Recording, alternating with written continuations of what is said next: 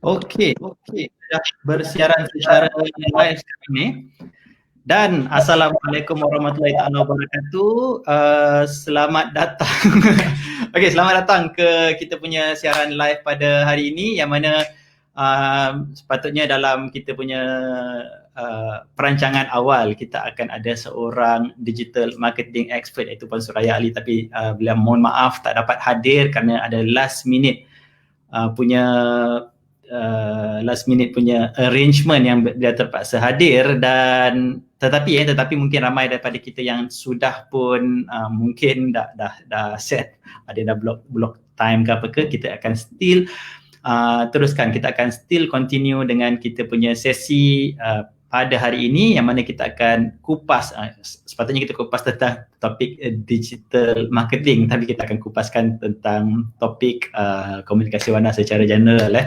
Dan alamat terkantor tadi, saya akan jemput tim saya hari ini untuk kita jadikan sesi ini bukan setakat sesi yang mana saya akan mengupas, tetapi kita akan bawa tim saya sekali untuk kita berdiskusi ataupun berpanelis.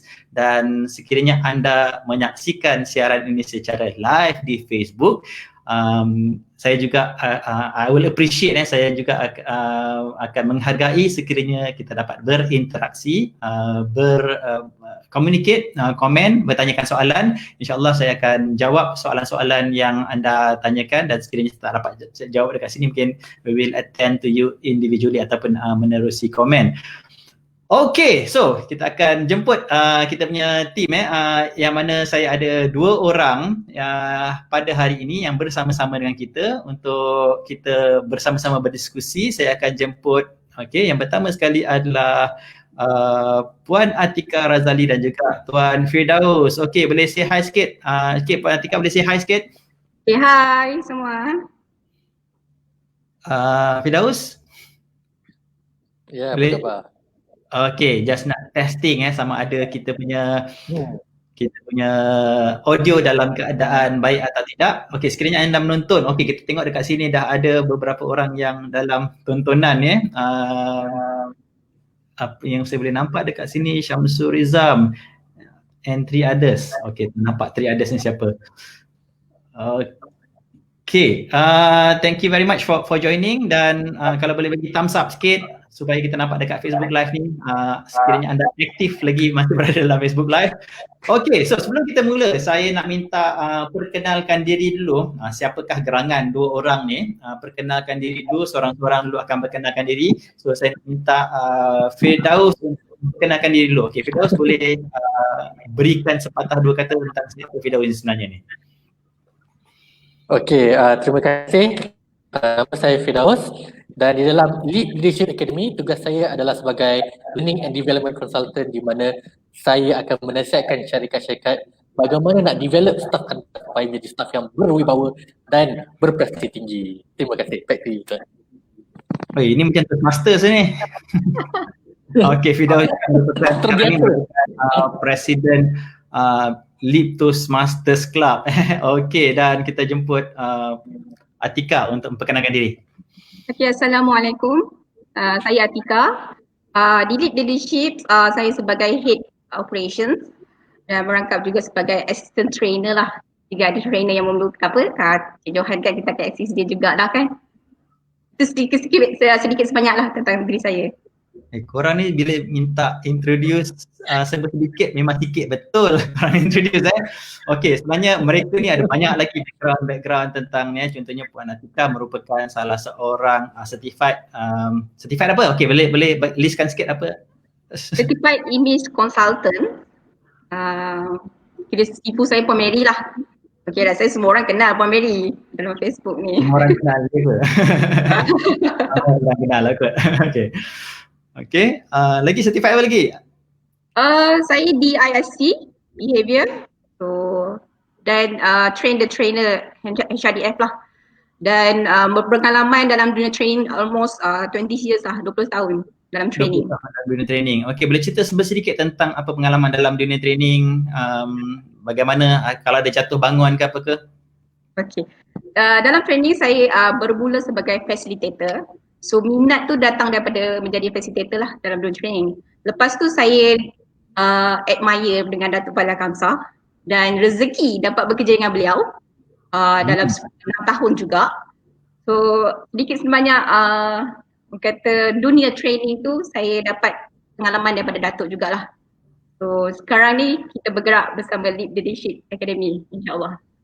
Okey, ni banyak pengalaman Puan Atika ni dulu daripada bersama dengan Datuk Fadlah Kamsah selama 6 tahun dia banyak uruskan camp-camp. Okey, kalau rasanya dah banyak dah hadam wisdom daripada Datuk Fadlah Kamsah tu. So boleh kalau nak bertanya tu banyak boleh kita korek ilmu yang ada pada Puan Atika ni Okey, dah Firdaus pun tadi kongsi sikit sangat. Kalau boleh kupas sikit pengalaman sebelum-sebelum ni. Saya dengar dulu jadi entrepreneur, pernah menang. Okey, pernah menang macam-macam ni. Okey, cerita sikit apa menarik tentang achievement yang lepas. Okey, saya dulu belajar di Universiti Putra Malaysia, ya, dalam jurusan pentadbiran perniagaan. Dan saya kerja di sebuah syarikat di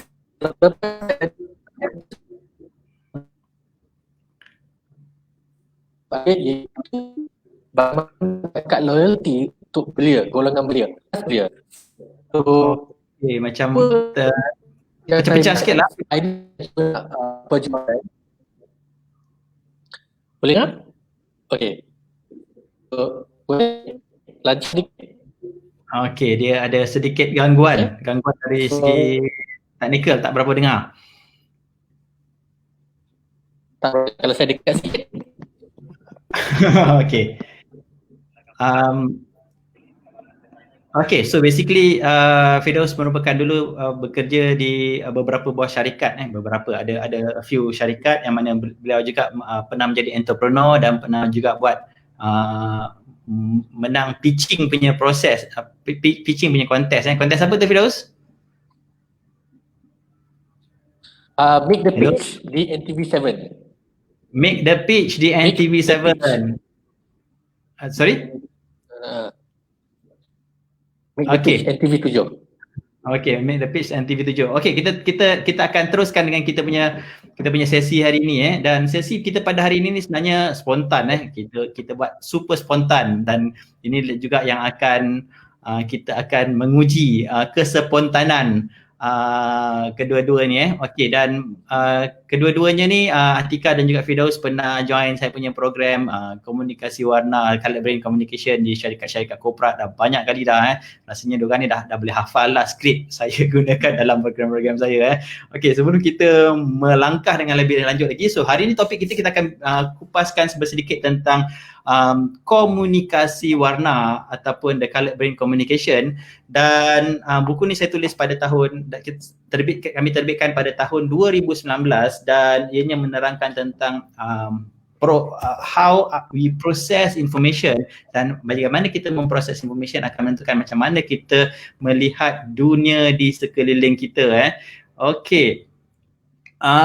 Okey, sekarang ni kita nak raikan sahabat-sahabat yang sudah pun bersama dengan kita yang mana komen ni saya boleh nampak dekat kita menggunakan aplikasi StreamYard pada hari ini dan sekiranya anda komen boleh nampak dekat saya punya skrin kat sini dan kita boleh nampak dekat sini Syamsul Rizam kata, "Oh, I like this topic." Okay, thank you very much Syamsul Rizam juga seorang sahabat yang selalu follow dekat kita punya Facebook Live dan juga beliau seorang Green Brain. Okay, Green Brain. Apa tu Green Brain? Nanti kita akan kupas sebentar lagi sebab kita ada salah seorang kita punya panel pun Green Brainer juga. Syam juga cakap macam pernah jumpa Atika tapi di mana ya? Oh, okey. Pernah jumpa ke? Korang pernah jumpa ke ni? Okey. Okey. Puan Azura Hashim berkata, wow, okey, terima kasih kerana memberikan komen. Sila berikan komen supaya kita dapat melihat apa yang ni. Kalau nak postkan soalan-soalan tentang apa sahaja berkaitan dengan topik yang kita nak kupaskan pada hari ini. Okey, so dalam Colored Brain ni kita ada 4 warna Kita ada Green Brain, kita ada Red Brain, kita ada Blue Brain dan kita ada Purple Brain. Okey, Puan Izati kata dah baca buku komunikasi warna Warna, recommended. Okay, thank you very much. Okay, yang ni saya boleh thumbs up kepada Puan Zati kerana terima kasih kerana okay, dan kita ada green brain, red brain, blue brain dan juga purple brain. Yang mana green brain ni dia lebih spontan, dia jenis langgar terus, dia just jalan dulu dan dia akan figure out along the way. Brain dia akan terus jalan, dia punya structure untuk mendapatkan fakta, maklumat untuk dia analyse dia nak buat atau tidak buat. Okay, secara ringkasnya seorang blue brain, everything is connected dan apabila semuanya berhubung, seorang blue brain ni ada satu super power dengan dia punya intuition, dia punya gerak hati, dan kita nampak seorang blue brain biasanya dia lebih pada people person, dan kita ada purple brain ni yang mana everything is connected to information, data. Information sangat-sangat penting bagi seorang purple brain, yang mana kurangnya information akan menyebabkan seorang purple brain sukar untuk membuat keputusan. Bila purple brain mengkaji tentang sesuatu, dia mengkaji tentang detail because of information is king untuk purple brain. Secara ringkasnya ada 4 color brain. Dan Tuan Fadil Husin kata salam, dah beli buku tapi belum khatam lagi. Okey, terima kasih kerana membeli buku. InsyaAllah kalau dah khatam kita buat majlis khatam bersama-sama. Okey, terima kasih kerana membeli dan membaca. InsyaAllah kita akan berkongsi sedikit. So kalau yang tak baca lagi pun, at least daripada perkongsian ini kita dapat sedikit informasi, kita dapat sedikit tentang apa itu komunikasi warna dan 4 color brain. Dan okay, kita tak nak cakap pasal the theory about color brain, kita nak cakap tentang the application, the practical terus. Saya nak kita ada 2 orang sahabat saya dekat sini, dan mereka adalah mereka pun ada brain, mereka ada brain, dan apabila ada brain mereka pun ada color brain mereka. Dan kita ada seorang green brain dan seorang saya tak boleh tak payah bagi tahu biar mereka yang bagi tahu. Okey, kita jemput mungkin kita boleh jemput Pak Atika dulu. Okey, boleh cerita sikit what color is your brain, apa brain color anda, dan boleh cerita sikit sebagai seorang color brain tersebut, apa perspektif terhadap dunia ni, apa yang anda perasan? Okay, setelah saya mengenali Johar Irwan, so saya color brain saya lah red brain, warna merah red brain. So sebelum masa awal-awal tu saya macam, ya ke saya red brain, saya macam ada green. Tapi bila dah go through, tengok pada behind balik pengalaman semasa saya menjadi ketua untuk project management camp Dato' Paling Kamsah. So dekat situ saya nampak, okay, saya memang red brain. So by objective is my concern. Okay, so dia nampak macam agak tegas dan macam tak ada perasaan. Tapi saya ada perasaan, okay. Saya ni jenis taking. Walaupun orang kata saya tak ada perasaan, saya ada perasaan. Saya tengok cerita Ustaz, saya menangis. Saya tengok cerita Melayu menangis. Okay, so kadang orang salah faham kenapa Atika macam tu, tak ada perasaan ke dengan yang dia punya pesi yang lambatnya semua kan. Tapi saya punya purpose is more to objective untuk that program to success, dan ada here and there tu kalau boleh di belakang untuk kita selesaikan lah. So dia kena ada objektif yang ni, and then personal dan professional tu di-splitkan lah. Maksudnya you datang untuk sebagai program ataupun profesi ataupun trainer, so you focus that program and then give the success in terms of that program. So kalau ada masalah di masa dekat perjalanan tersebut tu, lupakan dulu, macam tu. So dia nampak macam padahal ada masalah, mungkin accident. Saya pernah saya accident ataupun terlanggar, saya pernah langgar ular.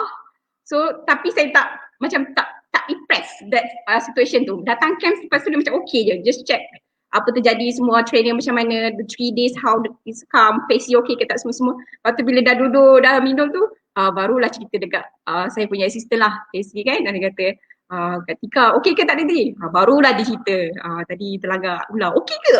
So okay, dia macam tak okay, macam okay je dia macam tu kan, macam okay je, tak ada macam perasaan tu. Ada perasaan takut semua tu. Saya alone bawa kereta seorang daripada Bukit camp dekat Bukit Broga, camp Excel training lah. So saya tak cerita pun dekat orang. Ulah sawa rasanya. So dia macam okay, personal, professional, kerja is kerja.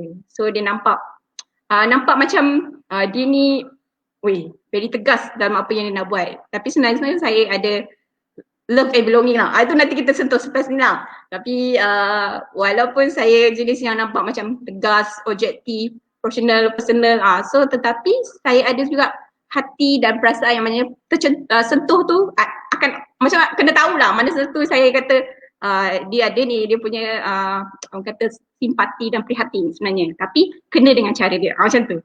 So sedikit sebenarnya perspektif saya tentang Red Brain ni, kadang-kadang orang salah faham dari segi kerja ataupun life dia nampak macam very orang kata ikut rules, peraturan. Tapi sebenarnya if ada orang kata statement yang mengatakan mungkin kita boleh buat yang ni, B ataupun C, okay saya okay. Kalau tak ada statement ataupun yang menyokong benda tu, saya tak boleh nak buat.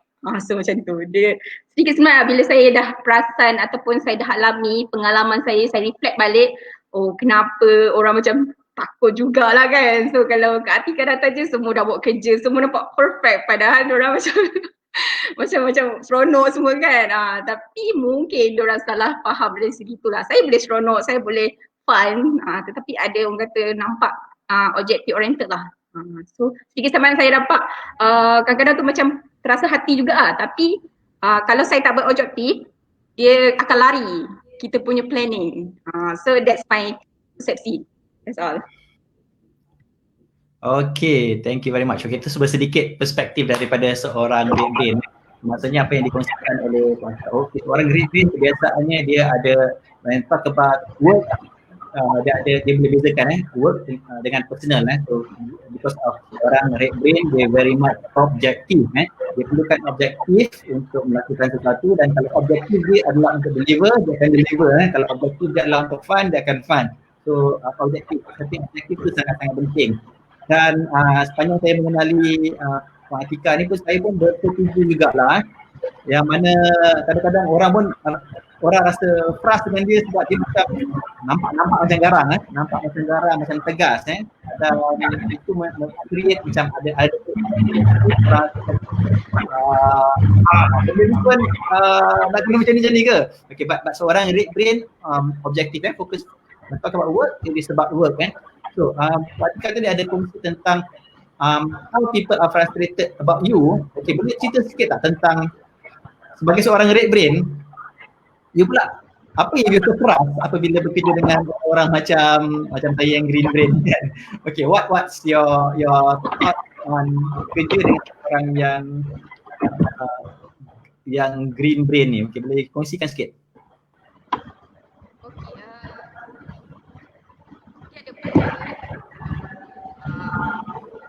Okay, tenggelam sikit suara lah. Okay kan? Okay. Dia agak bergema lah. Bila Johan cakap pun dia macam bergema tadi. Okay. Okay, teruskan. Boleh teruskan. Okay. Orang green. Orang green ni dia macam banyak idea yang datang. Dia memang seorang yang macam kalau kita tanya satu apa kata nak dapatkan idea, memang idea a lot lah, idea yang banyak. Sedangkan yang ini pun live ni pun last minute sebenarnya saya dirancang kan. So ingatkan ada Tuan Firdaus dan Johan, tetapi saya pun dimasukkan juga. So saya kena bekerja untuk bertukar saya punya objektif. Okay, so kita ada live. Okay, terus saya kena set. Okay, objektif saya live today. So I must set my mind. Okay, saya ketepikan kerja dulu yang mana nak buat, saya live dulu hari ni. So dengan Green kadang-kadang ni dia tukar. Dia plan dia dah plan A, B, okay. Tiba-tiba esoknya ataupun petang kita go to C and D lah. Okay, so kadang-kadang tu macam saya yang objektif person ni kata kenapa nak B C, kenapa nak B D, A, B tu tak boleh buat dulu ke sebab macam ni. So saya pun perlukan justify apa sebab dia statement ni, kenapa semua, sebab dia based on objektif. Betul, saya akan create balik objektif untuk C dan D. Mereka Green Brain ni memang idea yang banyak, memang jenis cepat, laju je nak pergi. Kalau kita bagi, okay boleh tolong nak terus pergi. Tapi sebenarnya nak pergi tu kena bawa barang file ke, buku ke, handphone ke. So kadang-kadang saya ingatkan balik. Dia macam, orang red ni macam checklist person. Dia macam checklist person. Okey, dah kurang dengar sikit. Okey, tak dengar. Okey, sekarang okey. Okay, dia macam pada persepsi saya lah, bila saya dah go through, saya orang red ni yang checklist person lah. Maksudnya dia memang make sure apa yang perlu dibawa, memang checklist yang tu. So kalau green ni dia just laju dia pergi. So kalau kata okay ada meeting, okay so okay fine, macam okay nak bawa apa? So saya akan tanya, okay dia nak bawa apa? Okay your book dah bawa ke? Laptop dah bawa? Charger dah bawa? Kadang-kadang tu macam annoying lah kan. Tapi kita untuk make sure benda tu plan dan orang kata tak terlangkah betul. Sebab saya ni tak boleh tertinggal, dia macam nervous. Alamak tertinggal benda, ini tak buat. Dia macam jangan peningkan kepala saya. Macam tu lah, jangan tu. So make sure benda tu bawa, tu ada. So saya dah macam feel okay, relax. So kalau tidak dia macam gelabah. So jangan bagi dia. Alright, so itu dia sedikit perkongsian. Perkongsian ke luahan hati tu? Okey, yang mana seorang red brain, okey, saya setuju dengan kata-kata daripada Tuan Syam, Syamsul Rizam Nur Syam yang kata okey je sebab semua color ada kelebihan masing-masing. Dan sebenarnya saya pun rasa macam bersyukur jugalah ada team yang pelbagai color ni, sebab sebagai seorang green brain ni saya kadang-kadang banyak benda yang saya tertinggal, saya terlupa, dan kalau ada seorang red brain dalam team, dia dah tolong ingatkan dan dia orang dah buat benda dari awal. Maksudnya dia dah pre-prepared. Sebab kalau saya buat kadang-kadang kita buat last minute kan, tengok-tengok semua dah ada, rasa macam okay, best dapat team members macam ni. So sebab tu kita perlukan ada, okay ni satu perkataan juga daripada Tuan Syam, kata kena lebarkan toleransi, so that's the keyword, tolerate, memahami color brain masing-masing. So that is very important. Salah satu sebab kenapa kita nak belajar tentang color brain adalah kita nak ada wujudkan satu team yang pelbagai warna, dan dalam masa yang sama kita nak kena ada satu benda dipanggil the circle of tolerance. Kalau kita dapat melebarkan, meluaskan kita punya circle of tolerance ni, kita boleh bertoleransi. Sebab kalau kita tengok perspektif masing-masing berbeza, dia cakap perspektif berbeza, dan ada clash of perspektif, dekat situlah yang akan wujudnya orang kata konflik. Dan a good team, menurut Patrick Lencioni, Patrick Lencioni tulis satu buku dipanggil, okay ni kita tengok terus kat belakang, The 5 Dysfunction of a Team. Okay, this is a very good book to illustrate about team. Dia kata a good team adalah team yang ada konflik. Team yang kurang bagus sebenarnya team yang tak ada konflik. Team yang bagus adalah team yang bukan hanya ada konflik tetapi they know how to manage their konflik. Mereka tahu macam mana nak menguruskan konflik. Terima kasih Syam for the comment kat situ. Dan okey, ni tuan sahabat saya juga, Tuan Adnan. Dia kata saya dah beli buku ini. Okey, terima kasih. Sebenarnya untuk maklumat, Tuan Adnan merupakan orang yang pertama sekali beli buku Komunikasi Warna. Terima kasih. Terima kasih banyak-banyak. Terbaik. Okey, terima kasih. Okey. Okey, ni satu lagi komen daripada Tuan Syam. Seorang nak laju, seorang by objektif. Okay, this is very much true. Seorang saya jenis macam pap, nak gerak dulu. Lepas seorang lagi objektif.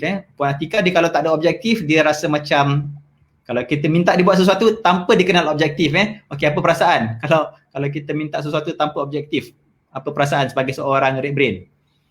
Dia macam lost, saya tertinggal. Apa sebenarnya dia? Susah nak progress. So it is very important. So sekiranya anda ada team members, kalau anda macam saya, green brain, ada team members yang red brain, jangan nak terus jump.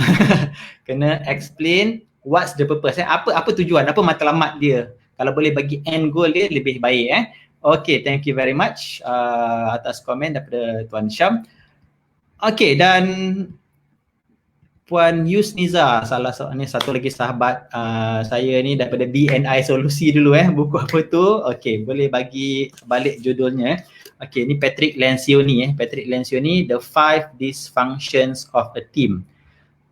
Kenapa team broken, kenapa team tidak boleh perform dengan baik? Ada 5 sebab dekat sini, yang mana mungkin saya boleh buat satu lagi Facebook Live ataupun satu lagi perkongsian macam ni untuk kongsikan the 5 dysfunction of a team.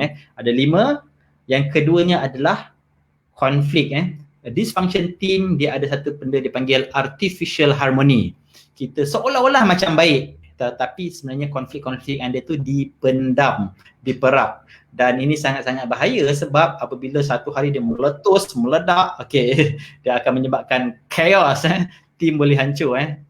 Banyak saya boleh bagi contoh-contoh. Saya dah nampak team yang nampak macam tapi at the end of the day dia ni.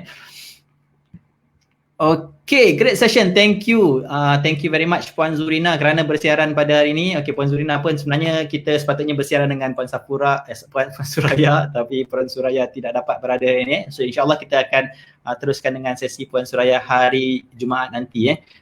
Tuan Syam lagi dia kata tim yang bagus ada 4 colour brain dan setiap colour brain tu boleh diletakkan pada jawatan yang sesuai. Tim yang saya setuju. Kalau tim yang bagus ada combination of a few colours. Ada beberapa colour yang mana kalau kita boleh letakkan orang pada role yang betul, mereka boleh perform, mereka boleh keluarkan prestasi yang terbaik berdasarkan apa yang kita panggil the natural strength. Kita punya kekuatan semula jadi. Kita dah dengar daripada Puan Atikah, walaupun dia pakai tudung blue tapi sebenarnya dia seorang red brain.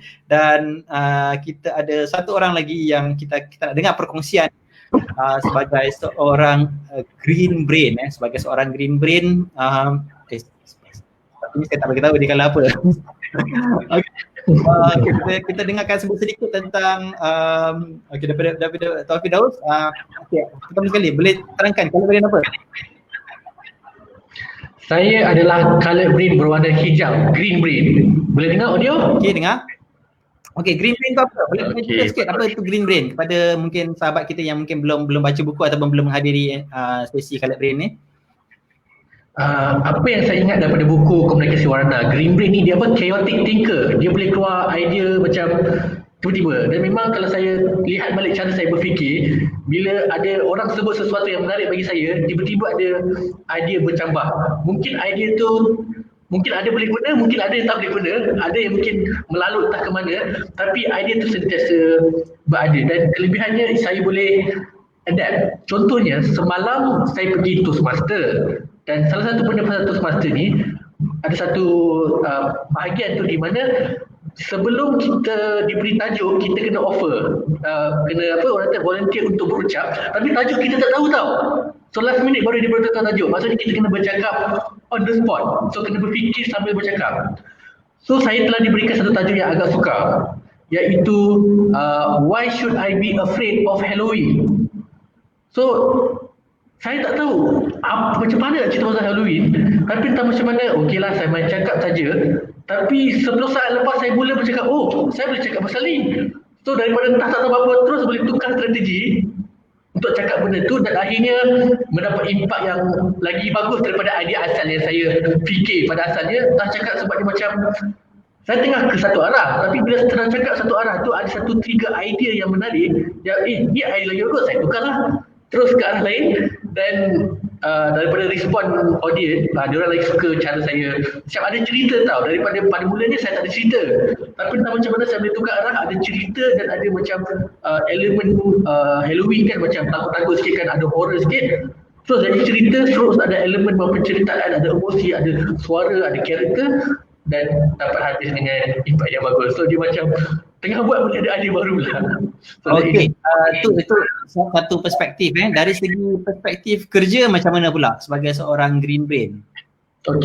So daripada segi green brain, saya kena buat dulu baru saya boleh dapat idea atau dapat penjelasan. So macam yang saya buat yang ucapan tadi tu, bila saya buat baru saya ada clear. Sebab apa yang saya rasakan, bila kebanyakan orang mungkin tak cukup idea, tapi saya pula kadang-kadang dapat idea yang terlampau banyak dan terlampau tak ke mana-mana pergi. So bila saya kenal diri saya as a green brain, saya kena tahu apa kelemahan saya, apa kelebihan saya dan macam mana nak saya manage. So kalau saya nampak macam idea saya macam terlampau tapi ke mana, is very important untuk saya tanya kepada tim. Especially kalau kita ada kawan macam Atikah yang red brain, saya boleh tanya dia, Dan bila saya tanya balik, yang bagus pasal green brain ni, bila kita berjumpa dengan orang, dapat idea something, perspektif yang baru, perspektif itulah mencabar kita pada idea lain atau quality idea yang lebih bagus. So kita, dari saya sendiri, bila saya jumpa orang dan saya bertanya soalan yang betul, saya boleh, orang kata macam mana, mengkhususkan arah idea tu mana nak pergi. So that is bagaimana komunikasi warna macam saya lah. Okey, sebagai seorang green brain, idea is everywhere. Idea tu boleh bercambah daripada entah mana-mana, dan as we progress, as we move along, idea tu akan semakin bercambah, tiba-tiba jadi idea makin banyak. Okey, dan salah satu perkara yang seorang green brain kena ambil perhatian is kadang-kadang idea ni terlalu banyak dan kita tak tahu idea mana yang sebenarnya kita end up betul-betul boleh berjaya. Sebab tu kita perlukan orang-orang macam red brain ni untuk validate sikit kita punya idea. Sebab kalau semua kita main jalan, semua kita main sesah, terjun bangunan pun kita main terjun bangunan, then that can create macam, bukan nak kata danger tetapi mungkin akan dia akan pergi ke satu tempat yang macam tak nampak properly direction. So kalau ada sahabat-sahabat yang red brain, kita boleh brainstorm dengan lebih baik dengan orang-orang seperti ini ataupun purple brain pun bagus juga. Dia boleh create system. Dulu saya ada seorang team member, seorang purple brain, memang best lah seorang green brain kerja dengan purple brain ni, sebab purple brain ni settle everything, the detailing part. Okey, dan kita ada satu komen. So, sekiranya anda masih lagi bersiaran, kita akan bersiaran selama 1 jam dan kita dah sampai ke 30 minit yang pertama. Kita dah halfway. Okey, ada banyak lagi kita nak bertanya. So, hari ini kita punya fokus adalah lebih kepada perspektif dari seorang green brain dan seorang red brain. Yang mana kita ada 2 panel hari ini. Kita ada Firdaus seorang green brain dan juga Atika seorang red brain, dan sekiranya anda ada apa-apa sahaja soalan, sila ajukan melalui kita punya ruangan komen di Facebook dan kita akan cuba untuk jawab soalan-soalan yang anda berikan. Dan sekiranya anda merasakan video ni bermanfaat, jangan lupa juga tekan butang share supaya sahabat-sahabat anda juga boleh at least mempelajari satu perkara, terutamanya dari perspektif red brain dan juga green brain. Okey, Puan Zurina bertanya, Johan, what is create to green brain? Boleh elaborate? I think or Peterminda. Okey, saya kurang jelas tentang persoalan ni. Firdaus boleh faham ke apa yang cuba disampaikan oleh Puan Zurina? What is create to green brain? Maksudnya cara berfikir seorang green brain, macam mana orang green brain menghasilkan idea, mungkin tu. Tapi saya pun tak clear sangat. Tapi kalau Puan Zurina kalau masih berada di siaran, boleh tolong typekan soalan yang lebih mudah untuk kami faham. Okey, tapi kalau Puan Zurina bertanya tentang green brain, macam mana thinking process. Okey, kita ada thinking process seorang green brain kat sini. Okey, kalau boleh saya nampak kat sini. So green brain dia punya maklumat dia ada sana sikit, sini sikit, sana sikit, sini sikit, sana sikit, sini sikit, sana sikit, sini sikit, dan maklumat-maklumat ini sebenarnya tidak berhubung, dan apabila maklumat-maklumat ini tidak berhubung, seorang green brain perlu mengambil tindakan untuk beliau memahami sesuatu perkara, dan apabila tindakan telah diambil baru dia nampak ada relationship daripada information yang ada ni. Okey, dah itu cuba sedikit tentang seorang green brain. Okey, betul tu Firdaus, thinking process. Okey, so Puan Zurina seorang green brain ke kat sini? Okey, so soalan-soalan cepu mas, adakah Puan Zurina seorang green brain? So kalau Puan seorang green brain mungkin boleh relate kepada kisah yang dikongsikan oleh Tuan Firdaus sebentar tadi. Dan seorang green brain dia kena take action, dia kena ambil tindakan untuk mereka faham, dan in fact daripada maklumat yang mungkin sedikit dia ambil tindakan, dan mungkin seorang green brain melakukan banyak kesilapan along the way. Dan setiap kesilapan ni sebenarnya merupakan satu, bagi saya satu kita panggil wisdom capital. Okay, saya punya term wisdom capital, yang mana lebih banyak kita melakukan kesilapan seorang green brain.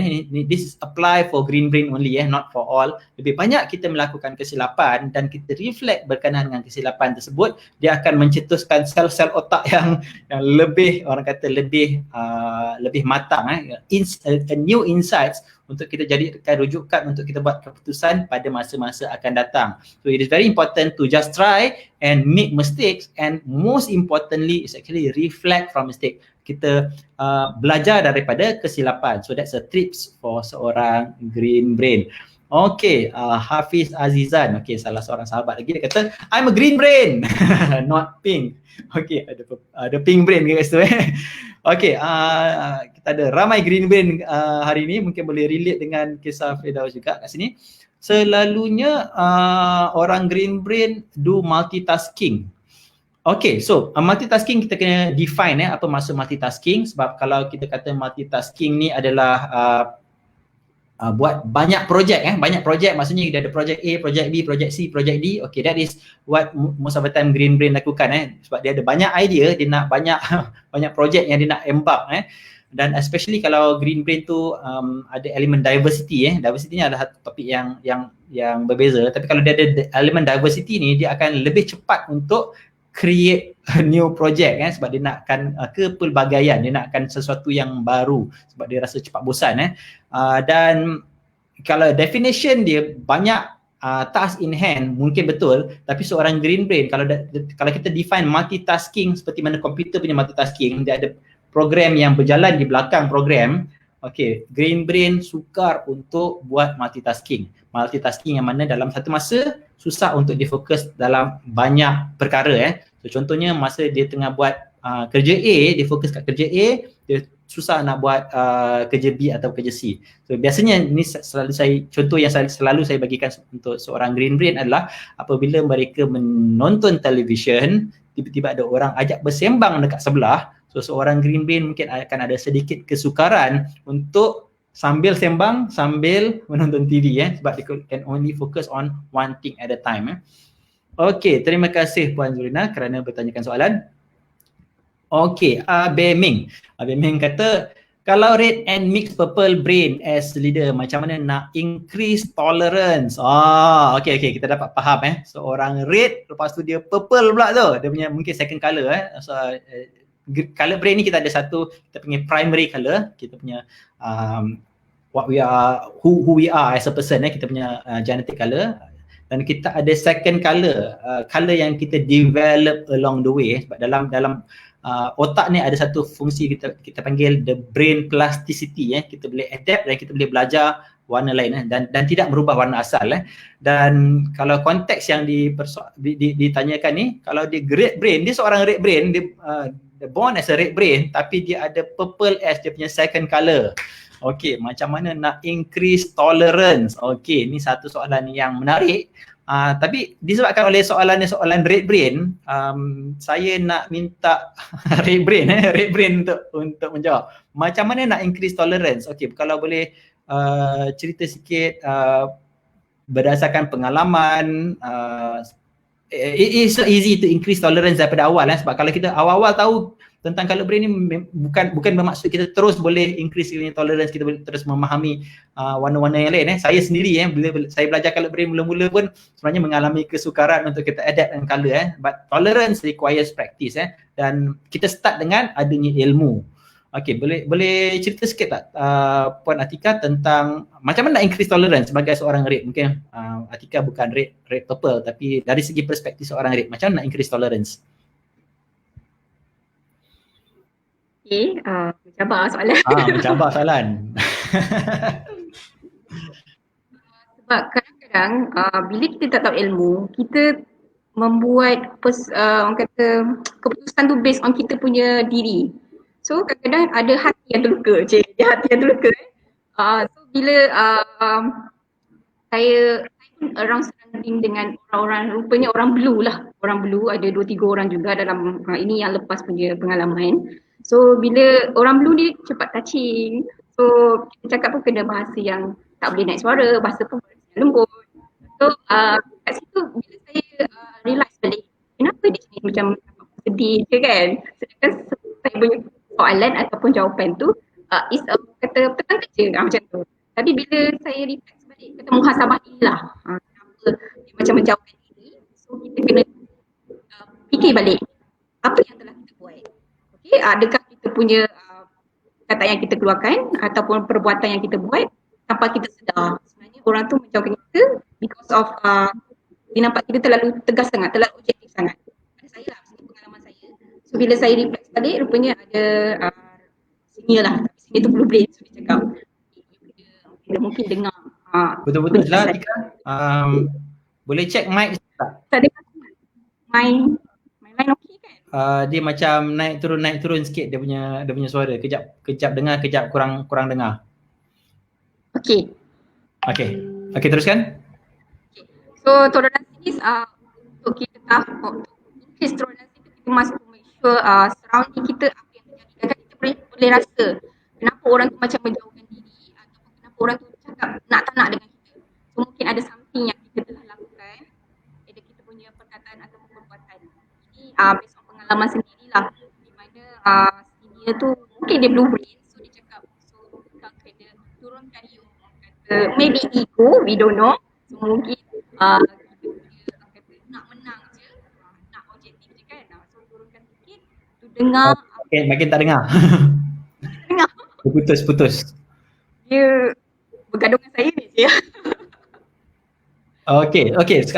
Kalau saya boleh rangkumkan balik apa yang dikongsikan oleh Puan Atika sebentar tadi, seorang red brain ni disebabkan oleh kita terlalu objektif dan pengalaman saya berurusan dengan orang-orang red brain ni because of dia objektif, salah satu salah faham salah tanggapan daripada orang-orang lain adalah seorang red brain ni macam seolah-olah macam tak berhati perut, tak berperasaan, macam tak menjaga perasaan terutamanya apabila berurusan dengan seorang blue brain. Yang mana blue brain ni everything is connected, and because of everything is connected, bagi seorang blue brain work is personal, personal is work. Okey, kat situ timbulnya konflik. Ya, seorang work is work, personal is personal. Seorang lagi pula seorang work is personal, personal is work. Dia combine dan dekat situ apabila kita bergaduh dengan seorang red brain bergaduh dengan seorang blue brain semasa kerja, benda ni mungkin akan terbawa-bawa ke tempat personal. Dan sebagai seorang red brain, kalau kita tak aware, kita tak tahu tentang perkara tersebut, kalau kita tak tahu tentang perspektif seorang red brain macam tu, seorang blue brain macam tu, kemungkinan kita akan melihat pada kita punya perspektif saja dan kat situ akan timbulkan satu konflik yang mungkin bagi saya bahaya sebab blue brain kalau dia tak suka dengan kita, nak kerja dengan seorang blue brain akan jadi sangat-sangat susah. So satu tips, sekiranya anda ada team members yang blue brain, kita anggap semua benda adalah personal bagi mereka. Kalau dia suka anda secara personally, senang untuk anda bekerja dengan seorang blue brainer. Okey, saya harap terjawab sedikit soalan daripada Abang Ming tadi. Okey, Firdaus ada nak menambah? Cakap pasal red brain ni, saya nak tanya, red brain ni dia cenderung ikut struktur betul tak?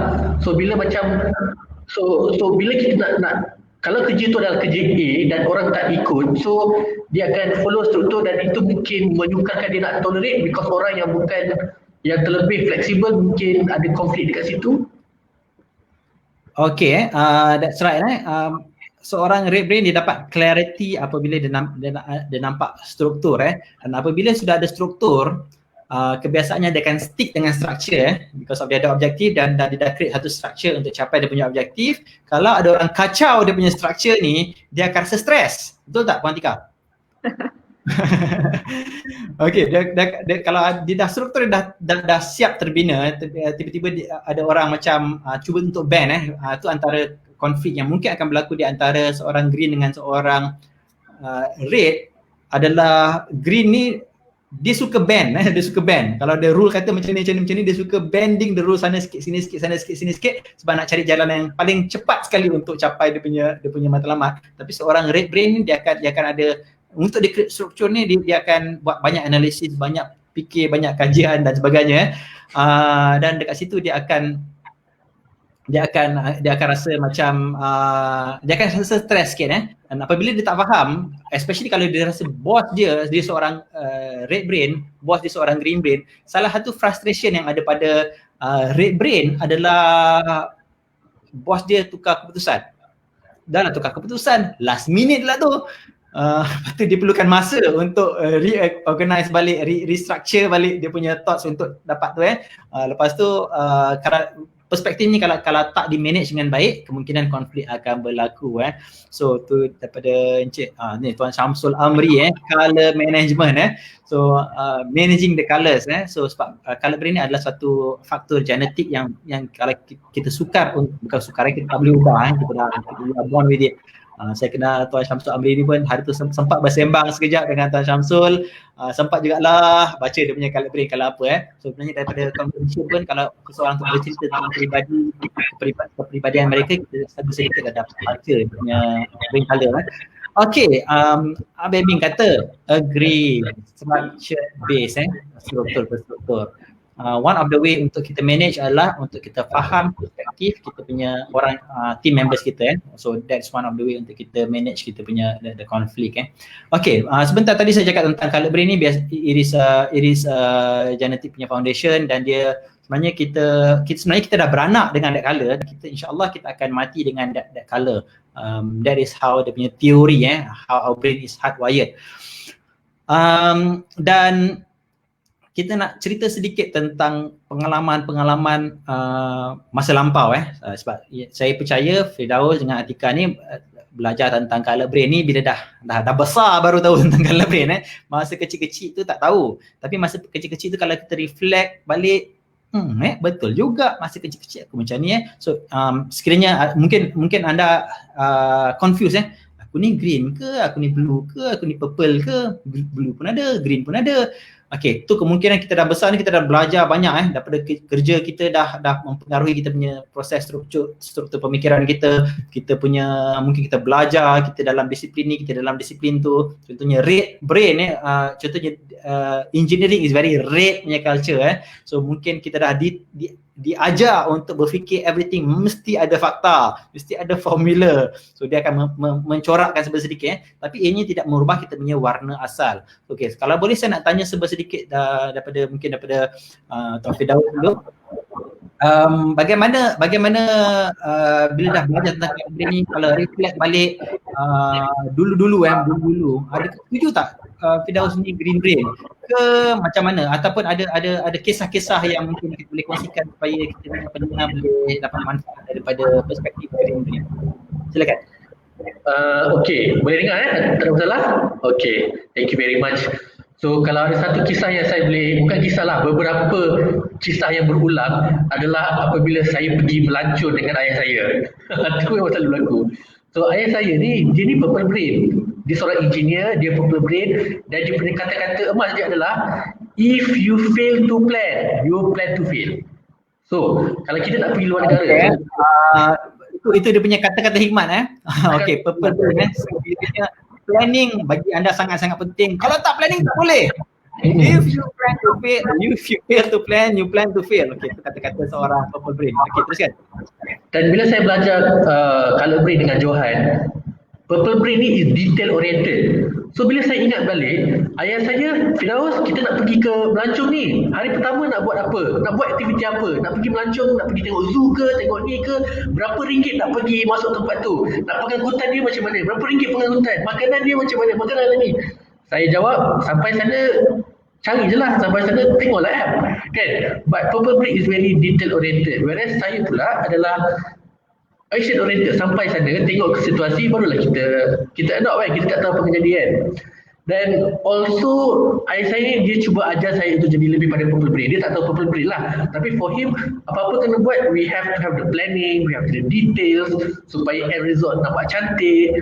So dia rasakan dia adalah red brain, tapi saya rasakan dia adalah purple brain sebab dia punya proses mengkaji maklumat tu lagi penting daripada objektif. Sebab objektif dia mungkin tak jelas, tapi dia punya planning tu kena betul. Dia punya apa nak buat, timing semua dan sebagainya. So bila saya membesar, saya bukan macam tu. Saya cubalah nak ikut.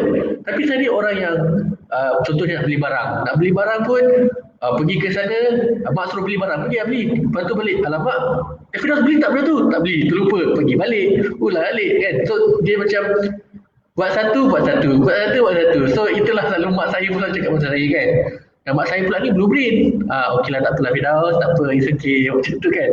But kalau ditengokkan, saya memang orang boleh faham lah kenapa saya macam ni, sebab saya ni seorang green brain, itulah kisahnya. Okey, tadi kata tadi mak seorang blue brain. Macam mana boleh tahu yang mak ni blue brain? Apa ciri-ciri yang Firdaus ni dapat detect yang mak ni blue brain? Okey, pertama mak saya, dia punya, kalau saya punya mood asal, mood standard saya adalah jalan dulu, hentam sajalah. Tapi mak saya, apa-apa dia fikir, yang pertama buat dia fikir, apa orang tu rasa? Apa kesannya pada orang? Contohnya kalau orang potong rumput, Firdaus tolong bawa air ke depan, kesian dia orang panas-panas. Benda-benda macam tu. Tetapi ada satu part yang saya confirm blueprint adalah mak saya ni pernah berniaga tau, untuk 2-3 tahun ada kedai dekat Epcot Mall. Dan apabila dia buat keputusan, dia selalu tanya Firdaus, tapi sebenarnya dia dah buat keputusan. Tapi dia hanya nak dapatkan, macam nak kata, dia punya feeling tu daripada Firdaus. Dia nak justify dia punya keputusan. Sebenarnya dia dah buat. Dan dia selalu tanya soalan macam, Firdaus, you rasa si Mina tu boleh dipercayai tak untuk jadi pekerja? Dia boleh ni ke? So dia macam, dia nak cari orang yang boleh sama-sama buat, nak dapat trust tu lah kan. So nak dapat, dan pada dia punya, selalunya orang bila cari pekerja kita tengok objektif kan, apa sesuai ke tidak dan sebagainya, tapi dia trust, ada ngam tak dengan orang tu. Dan cara dia buat bisnes pun, kelebihan dia buat bisnes pun, dia boleh menjalin hubungan yang rapat. So kalau sesiapa masuk dalam kedai dia boleh buat kawan dengan cepat, dan dia boleh long term punya customer. So dan cara dia buat bisnes pun dia suka macam bukan terlampau sales but very relationship building. So supaya orang datang balik, orang suka melepak dengan dia di dalam kedai dia. So is that kind of yang saya nampak lah. So itulah. Okey. Seorang blue brain ni dia lebih kepada the people person. Dia akan keputusan, dia akan tengok orang dulu. Kalau dia buat macam ni yang menyusahkan orang atau tidak. Kalau dia buat macam ni, orang akan rasa macam kecil hati atau tidak. So that is blue brainer. Okey, kita dengar kisah perkongsian daripada Firdaus. Kita ada 8 minit berbaki. Okey, dengan 8 minit berbaki ni kita nak dengar daripada Atika pula. Apa kisah-kisah kalau boleh reflect balik masa kecil-kecil, apa cerita daripada perspektif seorang red brain ni? Kalau masa kecil, saya perasan lah saya memang objektif oriented. Hello? Tak dengar? Ada putus-putus lagi, tapi teruskan. Okey, untuk red brain, bila saya perasan, saya mau pada objektif oriented. Maksudnya saya nak capai apa yang saya nak. So saya usahakan diri saya, bila saya perasan saya kalau nak nombor macam dalam kelas tu nak nombor 3 okey, sebab dapat hadiah kan 3, 4 kan masa dia jam 4. So ada pertandingan kata dalam kelas siapa paling tinggi markah lah kan. So kalau saya nak juga yang at least nombor 3, saya usahakan juga. So dia based on objective oriented. Ini saya nak add satu lagi saya perasan masa saya mula nak berkahwin, okey, saya akan plan setahun punya planning. Ini saya ingat apa yang nak kena buat. Bulan pertama beli apa, barang hantar. Bulan kedua badi borang. Bulan ketiga sampai setahun saya punya planning, nak kahwin setahun depan lagi. So itu saya perasan okay, that's why saya ni memang objektifnya nak kahwin, tapi apa plan dia, struktur tu saya memang dah susun awal. Apa nak kena buat. So dah dirancang awal untuk saya senang untuk plan. So itu saya perasan bila okay, that's why saya menulis satu buku tu, memang satu buku tu kahwin punya, siapa nak dihantar kahwin siapa, semua tu saya urus sendiri. So struktur saya uruskan. So bila saya perasan okay, that's objective, so jangan kacau struktur saya lah. So dia macam okay, that's why saya macam ingat balik tahun juga saya rancang, tahunnya kahwinnya tahun depan, tapi tahun tu setahun dirancang untuk berkahwin. Itulah saya.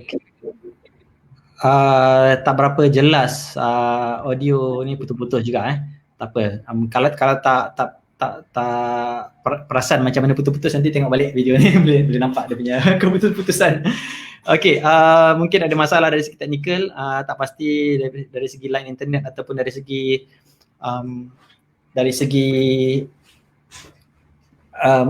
mikrofon ataupun peranti dekat komputer.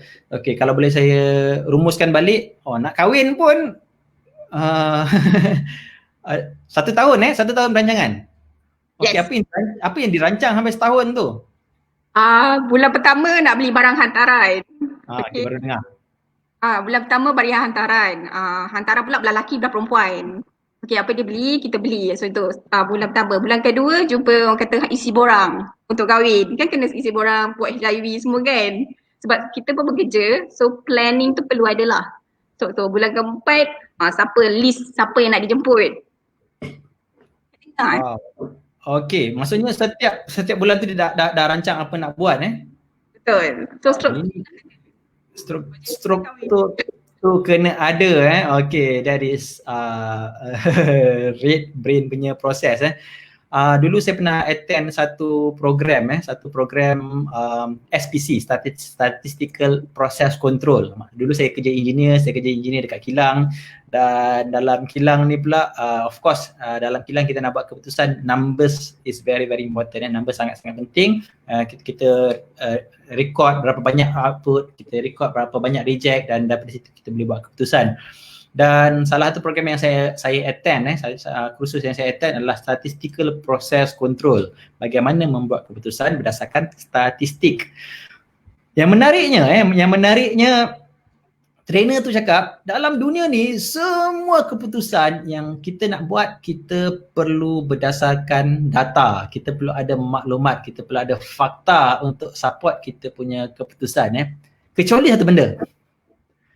Iaitu kahwin. Dia kata kahwin je kita ikut hati lain semua kita kena ada data, kita kena ada maklumat Okey, dan apabila dulu saya tak tahu tentang colored brain dan bila saya belajar balik tentang colored brain dan tiba-tiba ada orang bercerita tentang kisah-kisah begini terus saya teringat balik saya punya trainer pada ketika itu saya rasa dia confirm lah dia ni seorang yang red brain setiap keputusan mesti ada supporting punya argument mengatakan kenapa so we make decision based on the facts rather than the opinion Okey, kita ada 3 minit berbaki. Sekiranya anda ada apa-apa soalan yang ingin anda tanyakan, ambil kesempatan pada saat-saat yang terakhir ni untuk kita mungkin boleh jawab sedikit soalan-soalan daripada anda. Kita ada 2 panel hari ni. Kita ada panel green brain dan juga kita ada seorang panel red brain. Kita boleh dapatkan directly daripada mereka apa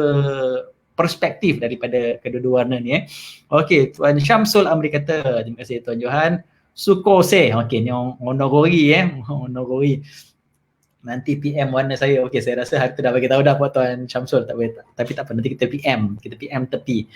Okey, off for now. Thank you. Mungkin dah tidak berkesempatan untuk bersama kita sehingga akhir So berbaki 2 minit yang ada. Sekiranya anda ada apa-apa soalan, sekiranya tidak ada soalan daripada anda, kita bagi 1 minit satu orang untuk buat rangkuman. Okey, daripada mungkin kita boleh mula daripada Firdaus dulu, kesimpulan daripada kita punya perbincangan hari ini. Sebagai bila kita nak capai satu objektif dalam hidup kita atau kejayaan kita dan sebagainya, kita kena kenal diri sendiri dulu, kena kenal diri sendiri dahulu. Terutama dari segi colored brain membantu apa potensi kita dalam kerjaya. Macam saya pun dulu pernah dalam dunia IT sekejap, tapi sampai satu tahap saya tak dapat pergi jauh lagi. So tapi bila saya join Leap Leadership Academy, saya tahu saya green brain dan apa kelebihannya, saya boleh nampak ada progress dekat situ. Dan pada masa yang sama, it's not about kita punya colored brain, tapi kita juga kenal colored brain orang lain yang kita bekerja sama ataupun yang kita kenal ataupun yang kita kahwin, supaya kita boleh bertoleransi. Teruskan. Contoh. Supaya kita boleh menangani masalah-masalah dan konflik dengan lebih baik. Sebab kita dalam hidup takkan lari daripada konflik. So cara nak mengenali ni kita kena dua-dua kena kenal satu sama lain. Dia tak boleh satu arah. Kena dua-dua kenal dan insyaAllah kita akan lebih pintar menangani konflik. Okey, dan kita dah ada hint tadi daripada Firdaus, mungkin tak lama lagi kita ada rezeki untuk makan nasi minyak. Okey, 1 minit Atika untuk rangkumkan, rumuskan kesimpulan. Dengar saya punya audio? Tak berapa jelas tapi okey, teruskan. Memang tak dengar. Boleh ketuk-ketuk sikit tak laptop ke pakai laptop. Untuk green punya solution kita tak berdasarkan apa yang kita boleh buat. Okey, dengar. Okey. Macam mencuburi saya hari ni. Okey. Okey, dah tak dengar balik. Dengar balik. Hello. Apa saya cakap je lah Okey, cakap jelas. Okey, satu kenal diri, satu lagi untuk sesiapa di sekeliling kita, kita boleh toleransi lah. Maksudnya ilmu tu perlu ada. Dan Wana, saya pun dah baca sebenarnya. Okey. So pada saya, saya lebih pada diri sebab kita tahu orang lain dan kita boleh kata cantumkan dan jadikan satu kejayaan lah menurut saya. Kita dah kenal, kita nak tahu apa visi kita ke depan dan kita lebih beransur. Saya. Okey, walaupun kurang jelas apa yang disebutkan tadi. Okey, tapi tak apa, kita kat situ ada website www.komunikasiwarna.com. Sekiranya anda berminat untuk mendapatkan senaskah kopi, boleh terus ke sana.